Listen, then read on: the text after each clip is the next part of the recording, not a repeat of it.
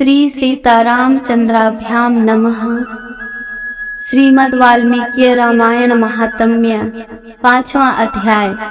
रामायण के नवाह श्रवण की विधि, महिमा तथा फल का वर्णन। सूत जी कहते हैं, रामायण का यह महात्म्य सुनकर मुनीश्वर सनत कुमार बहुत प्रसन्न हुए। उन्होंने मुनि श्रेष्ठ नारद जी से पुनः जिज्ञासा की। सनत कुमार बोले, मुनीश्वर, आपने रामायण का महात्म्य कहा, अब मैं उसकी विधि सुनना चाहता हूँ। महाभाग मुने, आप तत्वार्थ ज्ञान में कुशल हैं, अतः अत्यंत कृपा पूर्वक इस विषय को यथार्थ रूप से बतावें। नारद जी ने कहा, महर्षियों, तुम लोग एकाग्रचित्त होकर रामायण की वह विधि सुनो जो संपूर्ण लोकों में विख्यात है। वह स्वर्ग तथा मोक्ष संपत्ति की वृद्धि करने वाली है। मैं रामायण कथा श्रवण का विधान बता रहा हूँ, तुम सब लोग उसे सुनो। रामायण कथा का अनुष्ठान करने वाले वक्ता एवं श्रोता को भक्ति भाव से भावित होकर उस विधान का पालन करना चाहिए। उस विधि का पालन करने से करोड़ों पाप नष्ट हो जाते हैं। चैत्र, माघ तथा कार्तिक मास के शुक्ल पक्ष की पंचमी तिथि को कथा आरंभ करनी चाहिए। पहले स्वास्ति वाचन करके फिर यह संकल्प करें कि हम 9 दिनों तक रामायण की अमृतमयी कथा सुनेंगे। फिर भगवान से प्रार्थना करें, श्री राम, आज से प्रतिदिन मैं आपकी अमृतमयी कथा सुनूंगा। यह आपके कृपा प्रसाद से परिपूर्ण हो। नित्य प्रति अपामार्ग की शाखा से दंत शुद्धि करके राम भक्ति में तत्पर हो विधि पूर्वक स्नान करें। अपनी इंद्रियों को संयम में रखकर भाई बंधुओं के साथ स्वयं कथा सुने। पहले अपने कुलाचार के अनुसार दंत धावन पूर्वक स्नान करके श्वेत वस्त्र धारण करें और शुद्ध हो घर आकर मौन भाव से दोनों पैर धोने के पश्चात आचमन करके भगवान नारायण का स्मरण करें। फिर प्रतिदिन देव पूजन करके संकल्प पूर्वक भक्ति भाव से रामायण ग्रंथ की पूजा करें। व्रती पुरुष आवाहन, आसन, गंध, पुष्प आदि के द्वारा ओम नमो नारायणाय इस मंत्र से भक्ति परायण होकर पूजन करें। संपूर्ण पापों की निवृत्ति के लिए अपनी शक्ति के अनुसार 1, 2 या 3 बार प्रयत्न पूर्वक होम करें। इस प्रकार जो मन और इंद्रियों को संयम में रखकर रामायण की विधि का अनुष्ठान करता है, वह भगवान विष्णु के धाम में जाता है, जहाँ से लौटकर वह फिर इस संसार में नहीं आता। इस प्रकार जो मन और इंद्रियों को संयम में रखकर रामायण की विधि का अनुष्ठान करता है, वह भगवान विष्णु के धाम में जाता है, जहाँ से लौटकर वह फिर इस संसार में नहीं आता। जो रामायण संबंधी व्रत को धारण करने वाला तथा धर्मात्मा है, वह श्रेष्ठ पुरुष चांडाल अथवा पतित मनुष्य का वस्त्र और अन्न से भी सत्कार न करे। जो नास्तिक, धर्म मर्यादा को तोड़ने वाले, पर निंदक और चुगलखोर हैं, उनका रामायण व्रतधारी पुरुष वाणी मात्र से भी आदर न करे। जो पति के जीवित रहते ही पर पुरुष के समागम से माता द्वारा उत्पन्न किया जाता है, उस जारज पुत्र को कुंड कहते हैं। ऐसे कुंड के यहाँ जो भोजन करता है, जो गीत गाकर जीविका चलाता है, देवता पर चढ़ी हुई वस्तु का उपभोग करने वाले मनुष्य का अन्न खाता है, वैद्य है, लोगों की मिथ्या प्रशंसा में कविता लिखता है, देवताओं तथा ब्राह्मणों का विरोध करता है, पराये अन्न का लोभी है और पर स्त्री में आसक्त रहता है, ऐसे मनुष्य का भी रामायण व्रती पुरुष वाणी मात्र से भी आदर न करे।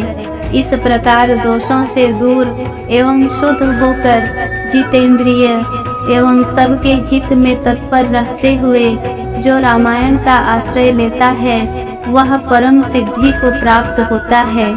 गंगा के समान तीर्थ, माता के तुल्य गुरु, भगवान विष्णु के सदृश देवता तथा रामायण से बढ़कर कोई उत्तम वस्तु नहीं है। वेद के समान शास्त्र, शांति के समान सुख, शांति से बढ़कर ज्योति तथा रामायण से उत्कृष्ट कोई काव्य नहीं है। क्षमा के सदृश बल, कीर्ति के समान धन, ज्ञान के सदृश लाभ और रामायण से बढ़कर कोई उत्तम ग्रंथ नहीं है। रामायण कथा के अंत में वेदज्ञ वाचक को दक्षिणा सहित गौ का दान करें, उन्हें रामायण की पुस्तक तथा वस्त्र और आभूषण आदि दे।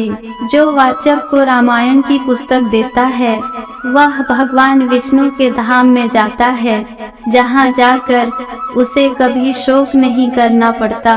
धर्मात्माओं में श्रेष्ठ सनत कुमार, रामायण की नवाह कथा सुनने से यजमान को जो फल प्राप्त होता है उसे सुनो। पंचमी तिथि को रामायण की अमृतमयी कथा को आरंभ करके उसके श्रवण मात्र से मनुष्य सब पापों से मुक्त हो जाता है। यदि 2 बार यह कथा श्रवण की गई तो श्रोता को पुंडरीक यज्ञ का फल मिलता है।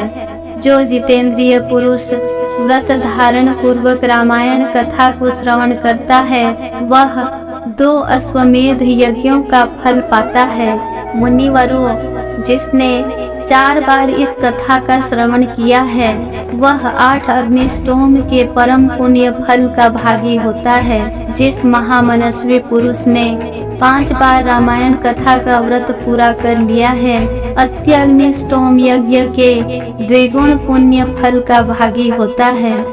जो एकाग्रचित होकर इस प्रकार 6 बार रामायण कथा के व्रत का अनुष्ठान पूरा कर लेता है वह अग्निष्टोम यज्ञ के 8 गुने फल का भागी होता है।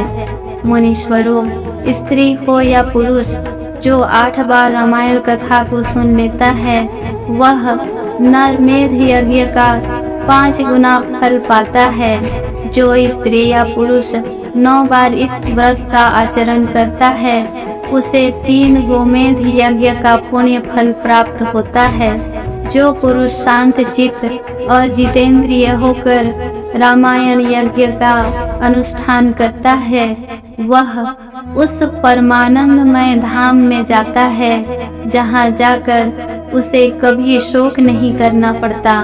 जो प्रतिदिन रामायण का पाठ अथवा श्रवण करता है, गंगा नहाता है और धर्म मार्ग का उपदेश देता है, ऐसे लोग संसार सागर से मुक्त ही हैं, इसमें संशय नहीं है। महात्माओं, यतियों, ब्रह्मचारियों तथा प्रवीरों को भी रामायण की नवाह कथा सुननी चाहिए।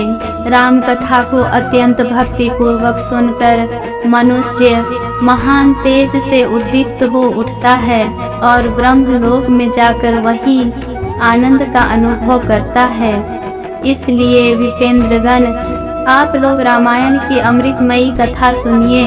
श्रोताओं के लिए यह सर्वोत्तम श्रवणीय वस्तु है और पवित्रों में भी परम उत्तम है। तुम स्वप्न को नष्ट करने वाली यह कथा धन्य है, इसे प्रयत्न पूर्वक सुनना चाहिए। जो मनुष्य श्रद्धा युक्त होकर इसका 1 श्लोक या आधा श्लोक भी पढ़ता है वह तत्काल ही करोड़ों उपपातकों से छुटकारा पा जाता है। यह गुह्य से भी गुह्यतम वस्तु है, इसे सत्पुरुषों को ही सुनना चाहिए। भगवान श्री राम के मंदिर में अथवा किसी पुण्य क्षेत्र में सत्पुरुषों की सभा में रामायण कथा का प्रवचन करना चाहिए। जो ब्रह्मद्रोही, पाखंड पूर्ण आचार में तत्पर तथा लोगों को ठगने वाली वृत्ति से युक्त हैं, उन्हें यह परम उत्तम कथा नहीं सुननी चाहिए। जो काम आदि दोषों का त्याग कर चुके हैं, जिनका मन राम भक्ति में अनुरक्त रहता है, तथा जो गुरुजनों की सेवा में तत्पर हैं, उन्हीं के समक्ष यह मोक्ष की साधन भूत कथा बाँचनी चाहिए। श्री राम सर्वदेव में माने गए हैं। वे आर्त प्राणियों की पीड़ा का नाश करने वाले हैं तथा श्रेष्ठ भक्तों पर सदा ही स्नेह रखते हैं। वे भगवान भक्ति से ही संतुष्ट होते हैं, दूसरे किसी उपाय से नहीं। मनुष्य विवश होकर भी उनके नाम का कीर्तन अथवा स्मरण कर लेने पर समस्त पातकों से मुक्त हो परम पद का भागी होता है। महात्माओं, भगवान मधुसूदन संसार रूपी भयंकर एवं दुर्गम वन को भस्म करने के लिए दावानल के समान हैं। वे अपना स्मरण करने वाले मनुष्यों के समस्त पापों का शीघ्र ही नाश कर देते हैं। इस पवित्र काव्य के प्रतिपाद्य विषय वे ही हैं। अतः यह परम उत्तम काव्य सदा ही श्रवण करने योग्य है। इसका श्रवण अथवा पाठ करने से यह समस्त पापों का नाश करने वाला है। जिनकी श्री राम रस में प्रीति एवं भक्ति है, वही संपूर्ण शास्त्रों के अर्थ ज्ञान में निपुण और कृतकृत्य है। ब्राह्मणों, उसकी उपार्जित की हुई तपस्या पवित्र, सत्य और सफल है, क्योंकि राम रस में प्रीति हुए बिना रामायण के अर्थ श्रवण में प्रेम नहीं होता है। जो द्विज इस भयंकर कलिकाल में रामायण का श्री राम नाम का सहारा लेते हैं, वे ही कृतकृत्य हैं। रामायण की इस अमृतमयी कथा का नवाह श्रवण करना चाहिए। जो महात्मा ऐसा करते हैं, वे कृतज्ञ हैं। उन्हें प्रतिदिन मेरा बारंबार नमस्कार है। श्री राम का नाम, केवल श्री राम नाम ही मेरा जीवन है।